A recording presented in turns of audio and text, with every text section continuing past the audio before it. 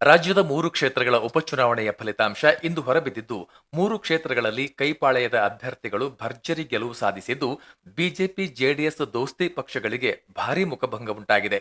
Guarantee ಯೋಜನೆಗಳ ವಿರುದ್ಧದ ಬಿಜೆಪಿಯವರ ವಾಗ್ದಾಳಿ, ವಾಲ್ಮೀಕಿ ಅಭಿವೃದ್ಧಿ ನಿಗಮದ ಹಗರಣ ಹಾಗೂ ಸ್ವತಃ ಸಿಎಂ ಸಿದ್ದರಾಮಯ್ಯ ವಿರುದ್ಧವೇ ಕೇಳಿಬಂದ ಮೂಡ ಹಗರಣಗಳ ನಡುವೆಯೂ 3 ಕ್ಷೇತ್ರಗಳ ಉಪಚುನಾವಣೆಯಲ್ಲಿ ರಾಜ್ಯದ ಮತದಾರ ಕಾಂಗ್ರೆಸ್ ಪಕ್ಷಕ್ಕೆ ಜೈ ಎಂದಿರೋದು ಸಿಎಂ ಸಿದ್ದರಾಮಯ್ಯ ಮತ್ತು ಕೆಪಿಸಿಸಿ ಅಧ್ಯಕ್ಷ ಡಿಸಿಎಂ ಡಿಕೆ ಶಿವಕುಮಾರ್ ಅವರ ಶಕ್ತಿಯನ್ನು ಇಮ್ಮಡಿಗೊಳಿಸಿದಂತಾಗಿದೆ.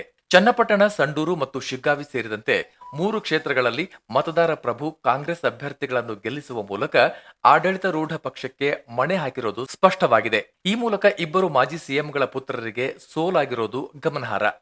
3 ಕ್ಷೇತ್ರಗಳ ಪೈಕಿ ಅತಿ ಹೆಚ್ಚು ರಾಜ್ಯದ ಗಮನ ಸೆಳೆದಿದ್ದ ಚನ್ನಪಟ್ಟಣದಲ್ಲಿ ಕೊನೆಗೂ ಸೈನಿಕನಿಗೆ ಗೆಲುವಾಗಿದ್ದು, ಮಾಜಿ ಸಿಎಂ ಮತ್ತು ಕೇಂದ್ರದ ಸಚಿವ ಕುಮಾರಸ್ವಾಮಿ ಅವರ ಪುತ್ರ ನಿಖಿಲ್ ಕುಮಾರಸ್ವಾಮಿ ಅವರಿಗೆ ಮತ್ತೆ ಸೋಲಾಗಿದೆ. ಈ ಮೂಲಕ ನಿಖಿಲ್ ಹ್ಯಾಟ್ರಿಕ್ ಸೋಲಿಗೆ ಒಳಗಾದಂತಾಗಿದೆ. ಚನ್ನಪಟ್ಟಣದ ಮದಗಜಗಳ ಕಾಳಗದಲ್ಲಿ ಕೊನೆಗೆ ಗೆಲ್ಲೋರ್ಯಾರು ಎಂಬುದು ಬಹಳ ಕುತೂಹಲವನ್ನ ಸೃಷ್ಟಿಸಿತು. ಒಂದರ್ಥದಲ್ಲಿ ಒಕ್ಕಲಿಗರ ನಾಯಕತ್ವಕ್ಕಾಗಿ ಪೈಪೋಟಿಗೆ ಇಳಿದಂತಿದ್ದ ಮಾಜಿ ಸಿಎಂ ಕುಮಾರಸ್ವಾಮಿ ಹಾಗೂ ಡಿಸಿಎಂ ಡಿಕೆಶಿ ನಡುವಿನ ಫೈಟ್ ಎಂದೇ ಬಣ್ಣಿಸಲಾಗಿತ್ತು. ಇನ್ನು ಎಂಎಲ್ಸಿ ಆಗಿದ್ದ ಸಿಪಿ ಯೋಗೀಶ್ವರ್ ಅವರನ್ನು ಕೊನೆ ಕ್ಷಣದಲ್ಲಿ ಬಿಜೆಪಿಯಿಂದ ಕಾಂಗ್ರೆಸ್ ಪಕ್ಷಕ್ಕೆ ಸೆಳೆದು ತಂದು ನಿಲ್ಲಿಸಿದ ಡಿಕೆಶಿ ಅವರ ರಾಜಕೀಯ ತಂತ್ರ ಯಶಸ್ವಿಯಾದಂತಾಗಿದೆ. ಕಳೆದ ವಿಧಾನಸಭೆ ಚುನಾವಣೆಯಲ್ಲಿ ಎಚ್ಡಿಕೆ ವಿರುದ್ಧ 16,000 ಮತಗಳಿಂದ ಸೋತಿದ್ದ ಸಿಪಿ ಯೋಗೀಶ್ವರ್ ಇದೀಗ 25,000 ಮತಗಳ ಭಾರಿ ಅಂತರದಿಂದ ಕುಮಾರಸ್ವಾಮಿ ಅವರ ಮಗನನ್ನು ಸೋಲಿಸಿ ಸೇಡು ತೀರಿಸಿಕೊಂಡಂತಾಗಿದೆ. ಈ ಮೂಲಕ ಸೈನಿಕನ ಕಳೆದ 10 ವರ್ಷಗಳ ರಾಜಕೀಯ ಅಜ್ಞಾತವಾಸ ಅಂತ್ಯವಾದಂತಾಗಿದೆ. 6ನೇ ಬಾರಿಗೆ ಸಿಪಿ ಯೋಗೀಶ್ವರ್ ಅವರು ಶಾಸಕರಾಗಿ ಆಯ್ಕೆಯಾಗಿದ್ದಾರೆ. ರಾಮನಗರ, ಮಂಡ್ಯ ಸೇರಿದಂತೆ 2 ಚುನಾವಣೆಗಳಲ್ಲಿನ ಸೋಲಿನ ಅನುಕಂಪ ನಿಖಿಲ್ಗೆ ಕೆಲಸ ಮಾಡಿಲ್ಲ. ನಿಖಿಲ್ ಎಲ್ಲೆಲ್ಲೋ ಚುನಾವಣೆಗೆ ನಿಂತು ಸೋತಿದ್ದರೆ, ನಾನು ಸ್ಥಳೀಯನಾಗಿದ್ದುಕೊಂಡು ಇದೇ ಚನ್ನಪಟ್ಟಣದಲ್ಲಿ ಸತತ 2 ಬಾರಿ ಸೋತವನಾಗಿದ್ದೇನೆ. ಈ ಬಾರಿಯಾದರೂ ನೀವು ನನ್ನನ್ನು ಗೆಲ್ಲಿಸಲೇಬೇಕು ಅಂತ ಯೋಗೀಶ್ವರ್ ಅವರು ಮತದಾರರಲ್ಲಿ ಮನವಿ ಮಾಡಿಕೊಂಡಿದ್ದು ಫಲ ನೀಡಿದಂತಿದೆ. ಈ ತುಕಾರಾಂ ಅವರಿಂದ ತೆರವಾಗಿದ್ದ ಸಂಡೂರು ಕ್ಷೇತ್ರಕ್ಕೆ ನಡೆದ ಉಪಚುನಾವಣೆಯಲ್ಲಿ ಇಲ್ಲಿನ ಮತದಾರ ಕಾಂಗ್ರೆಸ್ ಅಭ್ಯರ್ಥಿಯಾಗಿ ಕಣಕ್ಕಿಳಿದಿದ್ದ ಈ ತುಕಾರಾಂ ಅವರ ಪತ್ನಿ ಅನ್ನಪೂರ್ಣ ಅವರನ್ನು ಗೆಲ್ಲಿಸುವ ಮೂಲಕ ಆಡಳಿತ ಪಕ್ಷಕ್ಕೆ ಮತ್ತೆ ಜೈ ಎಂದಿದ್ದಾರೆ. ಇಲ್ಲಿ ಬಿಜೆಪಿ ಅಭ್ಯರ್ಥಿ ಬಂಗಾರು ಹನುಮಂತು ಅವರಿಗೆ ಸೋಲಾಗಿದೆ. ಇತ್ತೀಚಿನ ವರ್ಷಗಳಲ್ಲಿ ಸಂಡೂರು ಕ್ಷೇತ್ರಕ್ಕೆ ನಡೆದ ವಿಧಾನಸಭಾ ಚುನಾವಣೆಯಲ್ಲಿ ಅನ್ನಪೂರ್ಣ ತುಕಾರಾಂ ಅವರ ಗೆಲುವು ಸೇರಿದಂತೆ ಸತತ 7ನೇ ಬಾರಿ ಕಾಂಗ್ರೆಸ್ ಪಕ್ಷ ಗೆದ್ದಂತಾಗಿದೆ. ಈ ಮೂಲಕ ಸಂಡೂರು ಕಾಂಗ್ರೆಸ್ನ ಭದ್ರಕೋಟೆ ಎನಿಸಿಕೊಂಡಿದೆ. ಇನ್ನು ಇಲ್ಲಿ ಬಿಜೆಪಿಗೆ ಹಿನ್ನಡೆಯಾಗಲು ಕಮಲಪಾಳೆಯದ ನಾಯಕರೊಳಗಿನ ಅಸಮಾಧಾನವೇ ಕಾರಣ ಎಂದು ಹೇಳಲಾಗುತ್ತಿದೆ.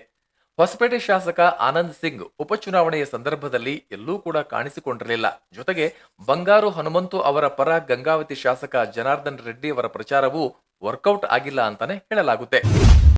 ಮಾಜಿ ಸಿಎಂ ಬಸವರಾಜ ಬೊಮ್ಮಾಯಿ ಅವರಿಂದ ತೆರವಾಗಿದ್ದ ಶಿಗ್ಗಾವಿಯ ಉಪಚುನಾವಣೆಯಲ್ಲಿ ಬಿಜೆಪಿ ಅಭ್ಯರ್ಥಿಯಾಗಿ ಇದೇ ಮೊದಲ ಬಾರಿಗೆ ಚುನಾವಣಾ ಕಣಕ್ಕಿಳಿದಿದ್ದ ಬಸವರಾಜ ಬೊಮ್ಮಾಯಿ ಅವರ ಪುತ್ರ ಭರತ್ ಬೊಮ್ಮಾಯಿಗೆ ಮೊದಲ ಚುನಾವಣೆಯಲ್ಲಿಯೇ ಇಲ್ಲಿನ ಜನತೆ ಸೋಲಿನ ಕಹಿ ಉಣಿಸಿದ್ದಾರೆ.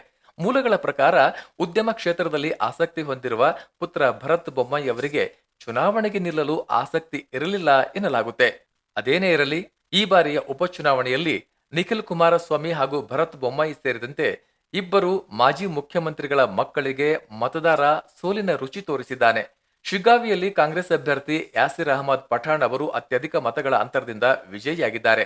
ಈ ಮೂಲಕ ಭರತ್ ಬೊಮ್ಮಾಯಿ ಅವರೇ ಗೆಲ್ಲುತ್ತಾರೆ ಎಂಬ ಮಾತನ್ನು ಅವರು ಹುಸಿಗೊಳಿಸಿದ್ದಾರೆ.